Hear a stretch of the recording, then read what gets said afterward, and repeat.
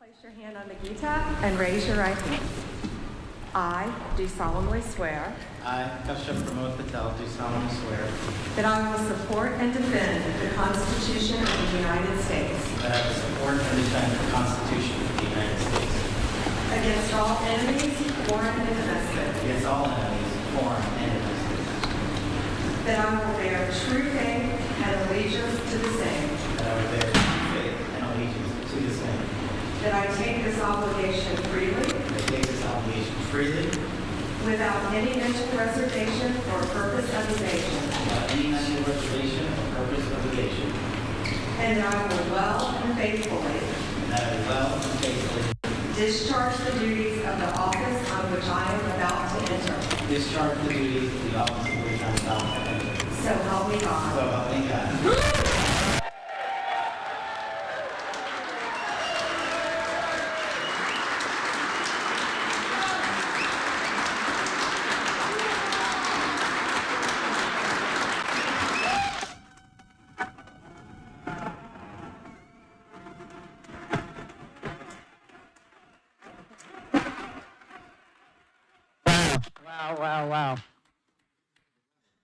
Wow.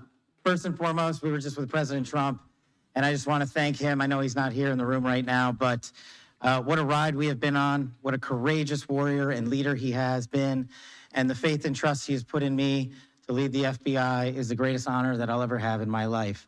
And to General Bondi, that sounds pretty freaking cool. Pam, you're my sister, you're my mentor, you're my friend. You're my boss, and the confidence you have placed in me, I will never violate that trust.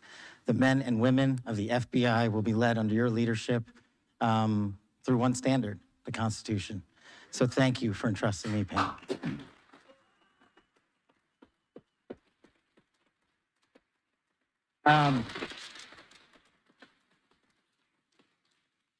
Man, this is effing crazy. So obviously, you don't get here alone. You know, I'm here because of God. I'm here because of my family, and I'm here because of my friends. And you're literally in this room because you made it happen. My sister, Nisha, and my nephew, Aryan, flew in from London just to be here. My beautiful girlfriend, Alexis, is here. Yes, I agree. My aunts and uncles are here. They've come from all over the country. I am living the American dream. And anyone that thinks the American dream is dead, just look right here.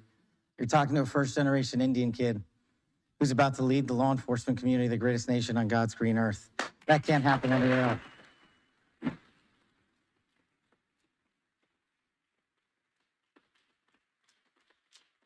To the senators and the men and women of the United States House of Representatives, you placed an enormous trust in me, an enormous leap of faith. One that I didn't know that I could possibly earn back, but I'm gonna spend every single day on this job doing so. The fact that you placed the confidence you did in me has inspired me to reach new heights at this job. I promise you the following: there will be accountability within the FBI and outside of the FBI, and we will do it through rigorous constitutional oversight starting this weekend. Yeah.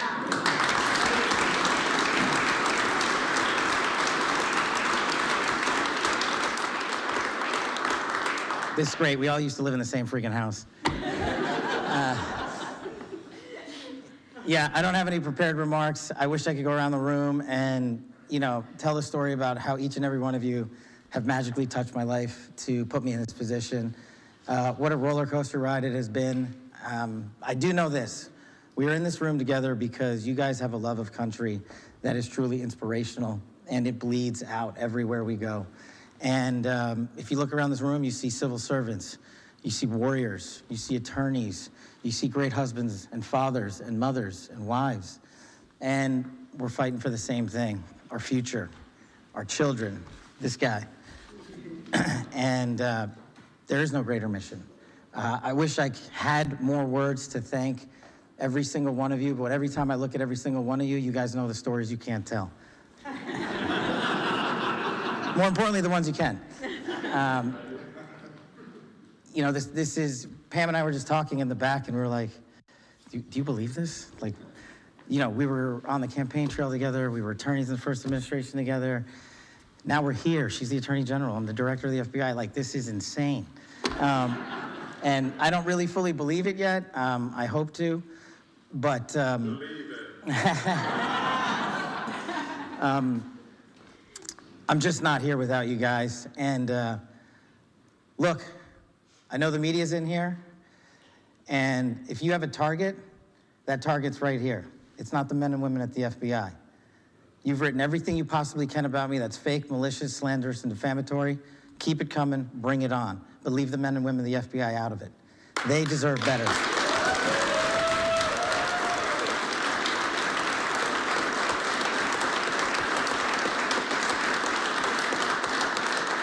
And for those of you who think that there's going to be a two-tier system of justice, not with Attorney General Bondi.